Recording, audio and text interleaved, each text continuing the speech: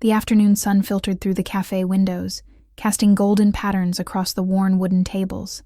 Sarah Mitchell wiped down the counter for the third time in 10 minutes, her hands moving with the practiced efficiency of someone who'd been doing this work too long. The lunch rush had ended an hour ago, leaving only a handful of customers scattered throughout the small Boston cafe, regulars who came more for the atmosphere than the coffee. Sarah was 34 years old and had been working double shifts for the past 2 years, ever since her husband died. 2 years of pretending she was fine, that she wasn't drowning in medical bills and mortgage payments, that her 8-year-old daughter Emma didn't deserve better than a mother too exhausted to do anything but collapse into bed each night.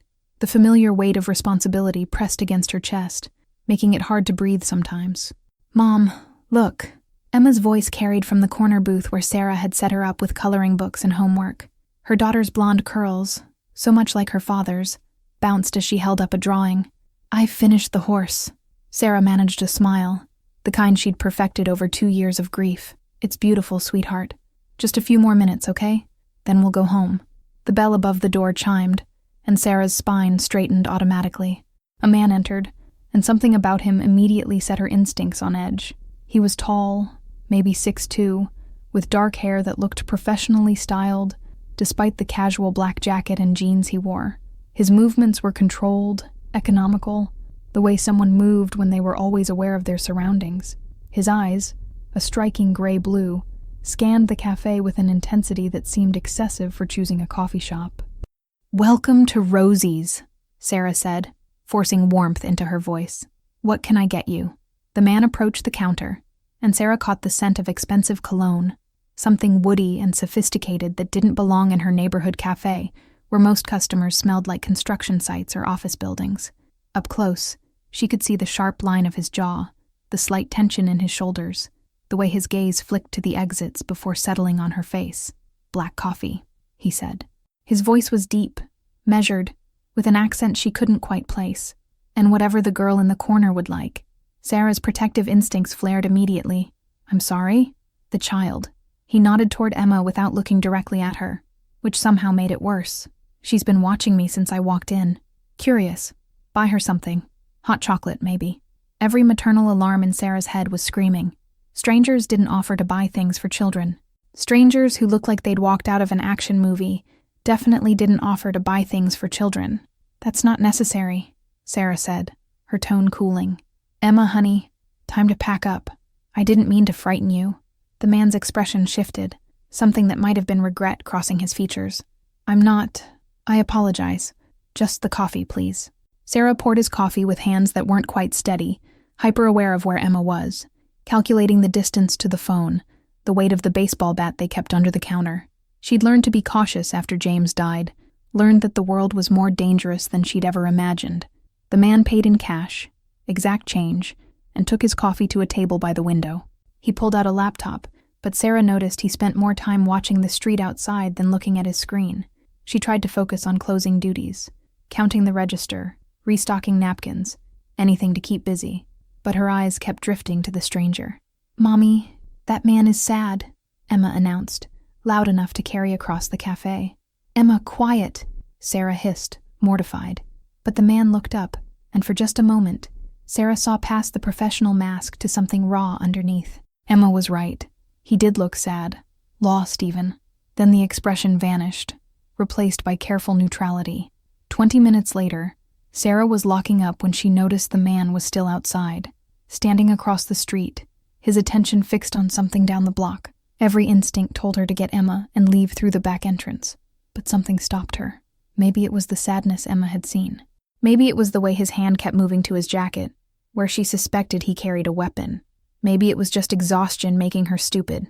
"Is there something I can help you with?" she called out, immediately regretting it. The man turned, surprise flickering across his face. "You should go home. Now. Don't walk down Lexington Street. Take the long way around." "Excuse me? Please." His voice was urgent now, the professional calm cracking. "Trust me. Go home. Keep your daughter safe." Before Sarah could respond, he was moving, walking quickly down Lexington Street and disappearing around the corner.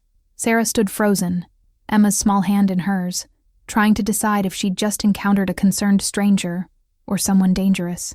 She took the long way home. 3 days passed before Sarah saw the man again. 3 days during which she couldn't stop thinking about his warning, about the intensity in those gray-blue eyes. She'd checked the news obsessively. Nothing unusual reported on Lexington Street. No incidents. No explanation for why a stranger would warn her away. The cafe was quiet on Thursday afternoon when he walked in again. This time, he carried a small, wrapped box. "Before you call the police," he said, setting the box on the counter, "this is for your daughter, and I owe you an explanation." Sarah's hand moved toward the phone anyway. "I don't accept gifts from strangers, especially for my child. My name is Alexander Cross, Alex." He pushed the box toward her slowly, hands visible, non-threatening. "3 days ago, I was tracking someone dangerous. He was planning to rob your cafe after closing. I intervened. You never heard about it because he never got the chance. You expect me to believe that?" "No." Alex's smile was sad. "I wouldn't believe me either. But it's true. Open the box, please." Against every bit of common sense she possessed, Sarah opened it. Inside was a children's book. The Secret Garden, leather-bound, clearly expensive, clearly old. "It's a first edition," Alex said quietly. 1911. "It belonged to my sister. She died when I was 17. She would have been about your daughter's age now." He paused, something painful crossing his face. "I saw Emma reading in the corner that day. She reminded me of, I wanted her to have it." Sarah stared at the book, at this impossibly valuable gift from a stranger who claimed to be protecting them. Who are you, really? Someone who doesn't get to have a normal life. Someone who made choices that meant giving up everything else. Alex met her eyes, and Sarah felt something electric pass between them. Someone who hasn't sat in a cafe and felt human in longer than I can remember. That's not an answer. It's the only one I can give you. Emma chose that moment to emerge from the bathroom, her face lighting up when she saw Alex. "You came back. Mommy, it's the sad man. Emma." But Emma was already approaching, fearless in the way only children could be. "Are you still sad?" Alex crouched down to her level, and Sarah was struck by how gentle his expression became. "A little less sad than last time. Thank you for asking. My daddy died," Emma announced with the blunt honesty of 8-year-olds. "That made Mommy sad for a really long time, but she says it's okay to be sad sometimes." Sarah saw Alex's jaw tighten, saw him blink rapidly. "Your mother is very smart, and you're very brave to talk about it. Do you want to color with me? Coloring makes me feel better when I'm sad." "Emma, Mr. Cross probably has things to do." "Actually," Alex said, standing slowly, "I have a few minutes, if that's okay with your mother." Sarah should have said no. Should have taken her daughter and run from this mysterious man with his expensive gifts and dangerous secrets. But Emma was smiling, really smiling, for the first time in weeks, and Sarah found herself nodding. They colored together at the corner booth. Sarah tried to work, but she kept watching them. The way Alex listened seriously to Emma's elaborate stories about her drawings, the way he stayed patient when she spilled crayons all over the table, the way his expression softened whenever Emma laughed. "He's nice," Emma said later, after Alex had left. "Can he come back?" Sarah looked at the first edition book, worth probably thousands of dollars, and wondered what kind of man carried around priceless books to give to children who reminded him of his dead sister. "I don't know, sweetheart." But he did come back. The next day, and the day after that. Always late afternoon, always ordering black coffee, always staying exactly 37 minutes. Sarah timed it after the third visit, watching the way Alex checked his watch with military precision. They talked in fragments between Sarah's work, careful conversations that revealed little but suggested everything. Alex never mentioned what he did for work, but Sarah noticed things. The way he sat with his back to the wall, facing the door. The slight bulge under his left shoulder that suggested a weapon. The scars on his knuckles that spoke of violence. The phone that buzzed constantly with messages he never answered while he was in the cafe. "You don't have to keep coming here," Sarah said on the 6th day, though part of her hoped he would. "I know." Alex's smile was almost shy. "I like it here. It's quiet. It's a cafe. It's never quiet. Quiet in my head, I meant." He looked down at his coffee. "When I'm here, I can almost remember what normal feels like." Sarah's heart did something complicated in her chest. "What's stopping you from having normal? Choices I made a long time ago. Promises I can't break." He met her eyes. "But for 37 minutes a day, I can pretend." "Why 37 minutes?" "Because that's how long I have before someone notices I'm off the grid." The honesty was startling. Sarah found herself leaning closer, lowering her voice even though the cafe was empty except for them and Emma. "What do you do, Alex? Things that keep people safe. Things that mean I can't have this." He gestured around the cafe, but Sarah understood he meant more than the space. He meant connection. He meant normal life. He meant her. "That sounds lonely." "It is." His voice was barely above a whisper. "God, it is," Emma interrupted, tugging on Alex's sleeve. "Will you read me the book? The one you gave me?" Alex looked at Sarah, silently asking permission. She nodded, watching as he pulled Emma into his lap and opened the first edition of The Secret Garden with careful, reverent hands. His voice as he read was different, softer, warmer, achingly gentle. Sarah felt tears burning her eyes. Emma hadn't let anyone hold her like that since James died, hadn't trusted anyone enough to curl up and just be a child, safe and protected. But here she was, leaning against a stranger's chest, listening to a story about hidden gardens and healing. When Alex's watch beeped softly, 37 minutes, Emma protested. "Just one more chapter. I have to go, little one." Alex set her down gently. "But I'll come back tomorrow. I promise." "Do you promise? Promise? Like really, truly?" Alex glanced at Sarah, something vulnerable in his expression. "I promise." After he left, Emma climbed into Sarah's lap. "I really like Alex, Mommy. He doesn't make promises he can't keep. Not like some grown-ups." Sarah held her daughter close, breathing in the scent of her strawberry shampoo, and tried not to think about how much she was starting to like Alex too, how much she looked forward to his 37-minute visits, how alive she felt when those gray-blue eyes focused on her face. It was dangerous. He was dangerous. Everything about this screamed mistake, but for the first time in 2 years, Sarah felt something other than exhaustion and grief. She felt hope. 2 weeks into Alex's daily visits, Sarah arrived at the cafe early to find a man waiting outside. He was shorter than Alex, stocky, with the weathered face of someone who'd spent decades doing difficult work. He wore a suit that screamed, "Federal Agent." "Sarah Mitchell." He flashed a badge too quickly for her to read. "I need to talk to you about Alexander Cross." Every protective instinct Sarah had developed screamed danger. "I don't know anyone by that name." "Ma'am, I've watched him enter this cafe every day for 2 weeks. Always the same time. Always 37 minutes exactly." The man's expression was hard. "He's putting you and your daughter in danger just by being here." "What are you talking about?" "Alex Cross is a CIA operative. Deep cover, black ops, the kind of work that doesn't officially exist. He's been active for 12 years, and in that time, he's made enemies. Serious enemies.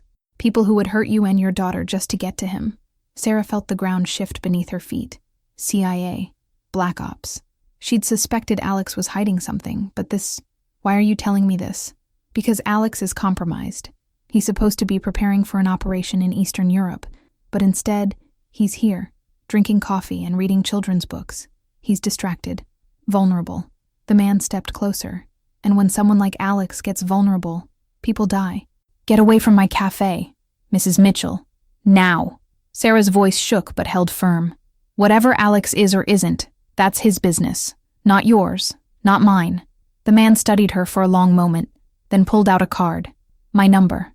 When this goes bad, and it will go bad, call me. I'll protect you and your daughter." After he left, Sarah stood outside her cafe, staring at the business card. Director Richard Morrison, CIA. The words blurred as tears filled her eyes. She should run. Should take Emma and disappear before whatever danger Alex carried caught up with them. But Sarah thought about the way Alex looked at Emma, the way his whole face transformed when he smiled, the way he'd warned her about danger even before they'd really met. She thought about the sadness Emma had seen, about Alex's admission that he was lonely, about those 37 precious minutes he carved out of his dangerous life just to pretend he could be normal. Sarah burned the business card. When Alex arrived that afternoon, Sarah was waiting. She'd sent Emma to a friend's house, needing this conversation to happen without her daughter's innocent ears listening. "Someone came to see me today," she said, as soon as Alex entered. "A man named Morrison. He said you work for the CIA." Alex froze, his expression shuddering. "Sarah, he said you're putting us in danger, that you have enemies who would hurt Emma and me to get to you." She moved around the counter, needing to see his face clearly. "Is it true?" "Yes." No hesitation. No excuses. "Everything Morrison said is probably true. Then why do you keep coming here?" Alex's control finally cracked. Because I can't stay away. Because for 37 minutes a day I get to remember what it feels like to be human. Because your daughter looks at me like I'm not a weapon. And you. He stopped, jaw working. You make me want things I gave up the right to want years ago. What things? A normal life. A family. Someone who knows my real name and doesn't flinch. He laughed bitterly. Someone who makes terrible coffee and has a daughter who isn't afraid of strangers and makes me believe that maybe I'm not completely broken. Sarah felt tears sliding down her cheeks. My coffee isn't that bad. It's terrible. Alex moved closer, slowly, like he was afraid she'd bolt. Sarah, Morrison is right. I should stay away. I should let you and Emma have your lives without my darkness touching them. But I'm selfish enough that I can't. What if I don't want you to stay away? Then you're crazy. But his voice was gentle, his hand reaching up to brush tears from her face. The touch was electric, careful, reverent. I'm dangerous, Sarah. The work I do, the people I've killed, the choices I've made. You should run as far from me as possible. My husband died 2 years ago. Sarah's voice broke on the words. Cancer. We spent everything we had trying to fight it, and he died anyway. I held his hand while he took his last breath, and then I had to figure out how to survive for Emma, how to work 2 jobs and pretend I wasn't drowning, how to be enough when I felt completely empty. She pressed her palm against his chest, feeling his heartbeat racing. And then you walked into my cafe, and you were sad and dangerous, and you gave my daughter a priceless book because she reminded you of your sister. You read to her. You make her laugh. You look at me like I'm not just a struggling widow, but someone worth knowing. You are worth knowing. Alex's other hand came up to cup her face. You're the best person I've met in 12 years of living in shadows. Then don't stay away. Sarah rose up on her toes, closing the distance between them. I know it's dangerous. I know it's probably the stupidest thing I've ever done. But I want those 37 minutes, Alex. I want to know you, the real you. When he kissed her, it felt like coming home and jumping off a cliff simultaneously. Alex kissed like a man who'd been starving, his hands tangling in her hair, pulling her close like she might disappear. Sarah kissed back with 2 years of loneliness and grief, letting herself feel something other than exhaustion for the first time since James died.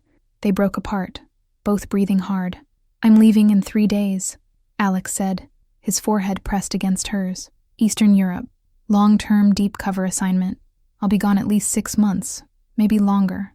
Sarah felt her heart crack. Oh, come with me. The words tumbled out fast, desperate. Not to Europe. I can't bring you there. But let me set you up somewhere safe. Away from Boston. Away from anyone who knows me.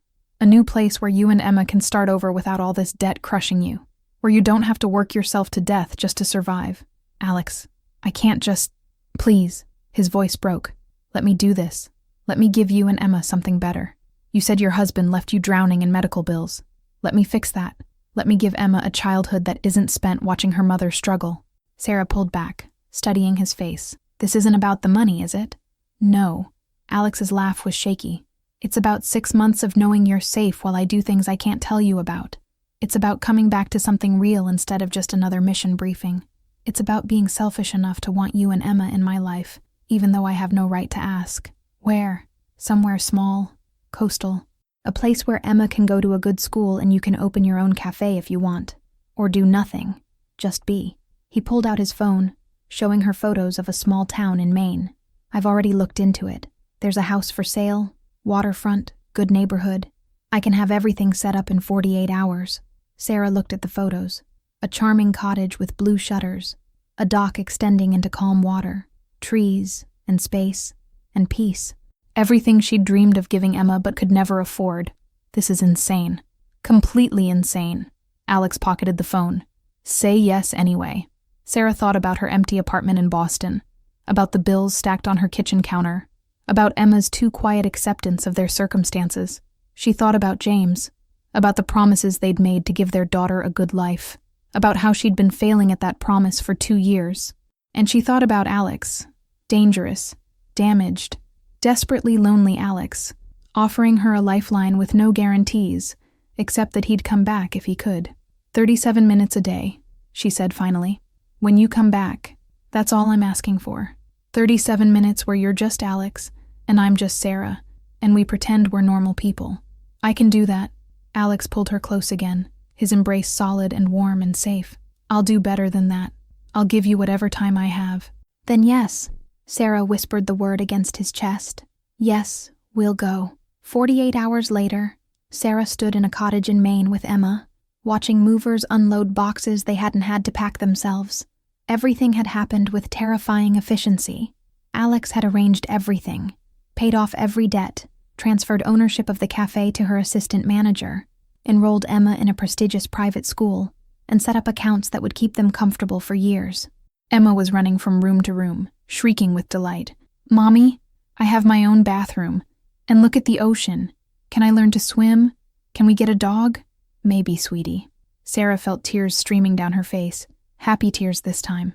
Alex appeared in the doorway, looking exhausted but satisfied. "Everything okay? You did all this in 2 days. I'm good at logistics." He moved to where she stood by the window. "And I'm very motivated. When do you leave?" "Tonight. Midnight flight out of Boston." His hand found hers, fingers intertwining. "I'll call when I can. I'll write letters, real letters, old-fashioned paper kind. And I'll come back, Sarah. No matter what happens over there, I'll come back to you. You can't promise that. Not with the work you do. Watch me." Alex turned her to face him, his expression fierce. "I've spent 12 years with nothing to come back to. No home, no one waiting, nothing but the next mission. But now I have you. I have Emma. I have 37 minutes a day to look forward to. That's worth surviving for." Sarah kissed him, pouring everything she couldn't say into the contact. "Thank you. Be safe. Come back. I'm falling for you and it terrifies me." When Alex finally left that night, Emma was asleep in her new bedroom, exhausted from excitement. Sarah stood at the window, watching his car disappear down the coastal road, and tried not to think about all the ways this could go wrong. 6 months passed like slow torture. Alex's letters arrived sporadically, sometimes 3 in a week, sometimes nothing for 2 weeks. He couldn't tell her where he was or what he was doing, but he wrote about small things, books he was reading, food he missed, dreams about coming home. Sarah wrote back about Emma's progress in school, about the small cafe she'd opened in town, about the dog they'd adopted, a golden retriever puppy Emma had named Hero. She wrote about missing him, about the quiet house at night, about how she kept his letters in a box under her bed and read them when she couldn't sleep. Emma drew pictures for Alex who's away and insisted Sarah include them in every letter. Crayon drawings of their house, their dog, the ocean, always with 3 stick figures labeled me, Mommy, and Alex. "When is Alex coming home?" Emma asked at least once a week. "Soon, sweetheart. As soon as he can." But Sarah started to worry. The letters came less frequently. When they did arrive, they were shorter, the handwriting more rushed. Something was wrong. Then, 3 weeks of silence. Sarah tried not to panic, tried to remember that Alex's work was dangerous and secretive, and probably had periods where he couldn't communicate. But the silence stretched, heavy and ominous, and Sarah found herself checking the news obsessively for any mention of international incidents. On day 23 of silence, Sarah's phone rang. Unknown number. Sarah Mitchell. The voice was familiar. Morrison, the CIA director who'd warned her months ago. "Where is he?" Sarah's voice was steady despite her racing heart. "Where's Alex?" "That's classified, ma'am. But I need you to listen carefully. Alex was captured 3 weeks ago. We've been working on extraction, but the situation is complicated. His cover is blown. The people holding him, they know about you and Emma." Sarah felt the world tilt. "What?" "We're sending a protection detail to your location.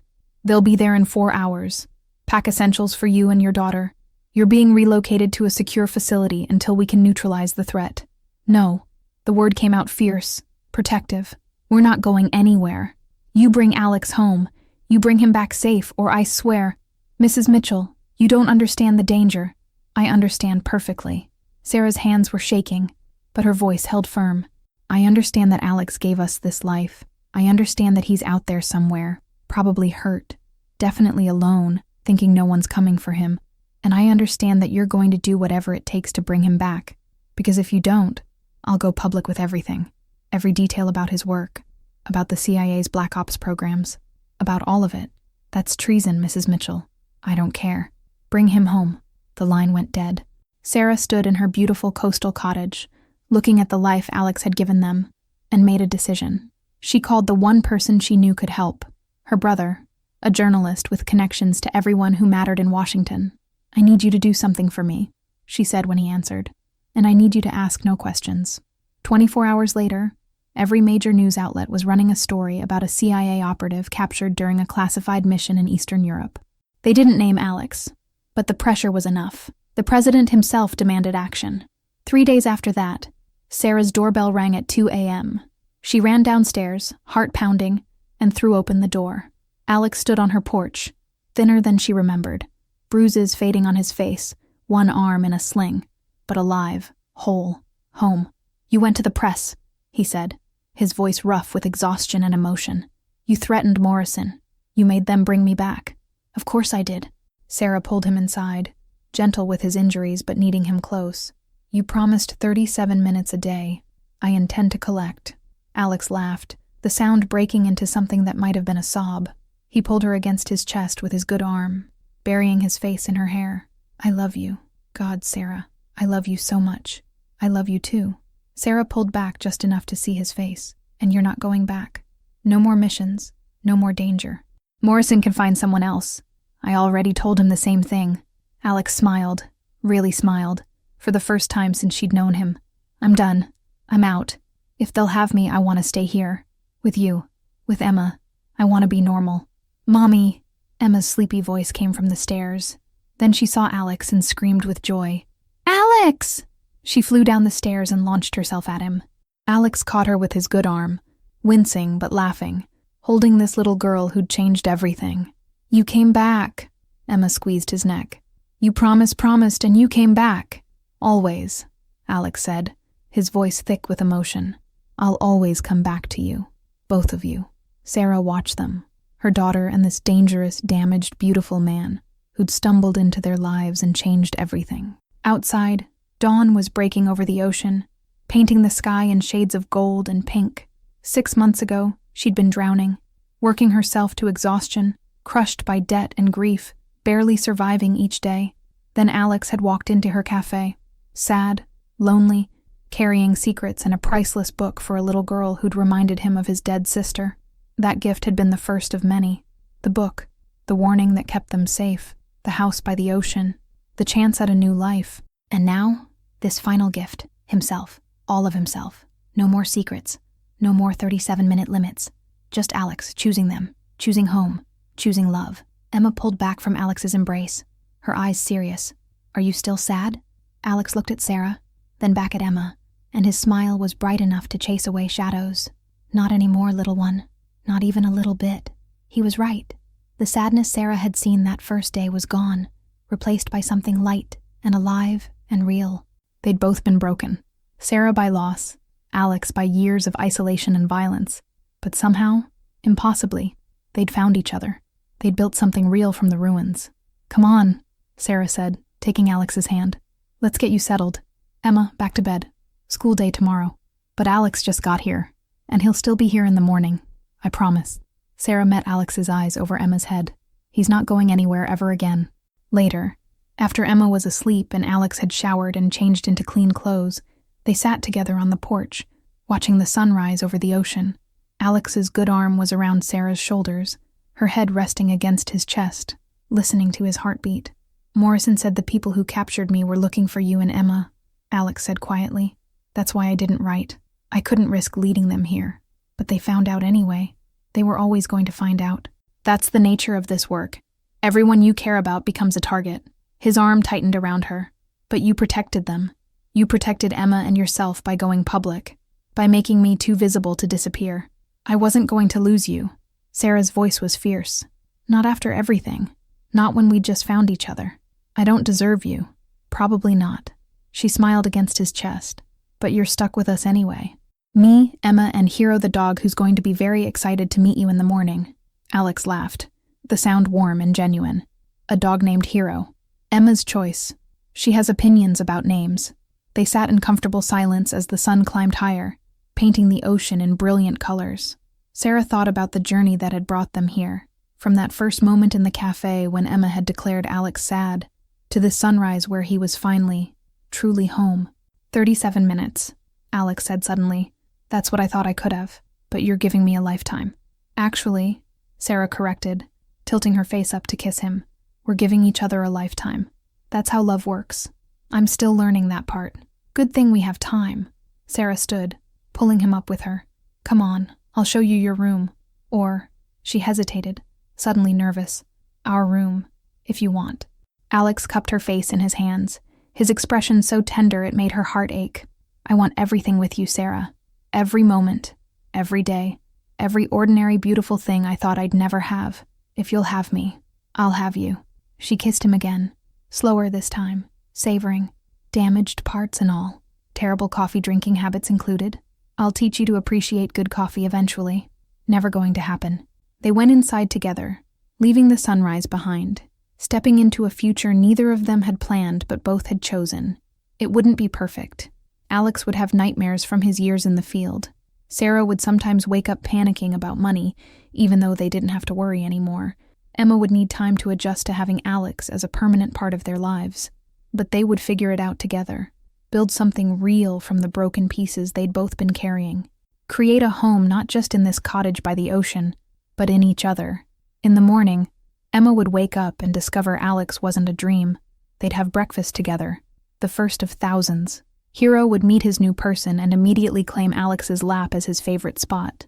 Sarah would open her cafe, and Alex would help, learning to make terrible coffee and worse pastries, but trying anyway, because that's what normal people did. And every evening, they'd sit together watching the sunset, taking more than 37 minutes, taking hours, taking a lifetime, being present for all of it. The gift Alex had given Emma that first day, the book about a secret garden, had been prophetic, because that's what they'd built together, a secret garden, a hidden space where damaged people could heal, where loneliness could transform into connection, where love could grow despite impossible odds. Sarah had thought she was drowning 2 years ago. Then Alex had appeared with his sadness and secrets, offering gifts she didn't know she needed. The book, the warning, the house, himself. But the greatest gift wasn't any of those things.